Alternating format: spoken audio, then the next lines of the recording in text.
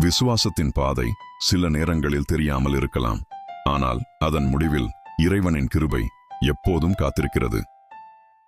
இறைவார்த்தை: நாம் காண்பவற்றின் அடிப்படையில் அல்ல, நம்பிக்கையின் அடிப்படையிலேயே வாழ்கிறோம்.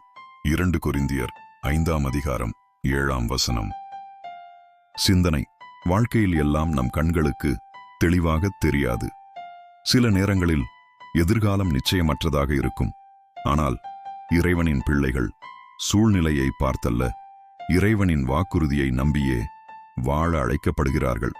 நம்பிக்கை என்பது எல்லாவற்றிற்கும் பதில் கிடைத்த பிறகு வருவதல்ல, இறைவன் நம்மோடு இருக்கிறார் என்ற உறுதியில் வருவது. இன்றும் நாம் எடுக்கும் ஒவ்வொரு முடிவும் நம் விசுவாசத்தின் சாட்சியாக இருக்கட்டும்.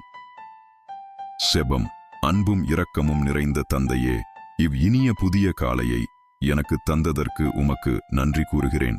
இன்று என் கண்கள் காண்பதை விட உமது வாக்குறுதியை அதிகமாக நம்பும் விசுவாசத்தை எனக்கு தாரும். சந்தேகத்தை நீக்கி நம்பிக்கையாலும், பயத்திற்கு பதில் தைரியத்தாலும், கலக்கத்திற்கு மாறாக சமாதானத்தாலும் என் இதயத்தை நிரப்பியருளும். நான் பேசும் வார்த்தைகள் பிறருக்கு நம்பிக்கையை அளிக்கட்டும். எனது செயல்கள் உமது அன்பை வெளிப்படுத்தட்டும். என் குடும்பத்தையும் நண்பர்களையும் நோயுற்றவர்களையும் மனம் சோர்ந்திருப்போரையும் உமது கருணை கரத்தால் பாதுகாத்தருளும். இன்றைய நாள் முழுவதும் உமது பரிசுத்த ஆவி என்னை வழிநடத்தி உமக்கு பிரியமான வாழ்வை வாழும் அருளை எனக்கு தாரும். ஆமென்.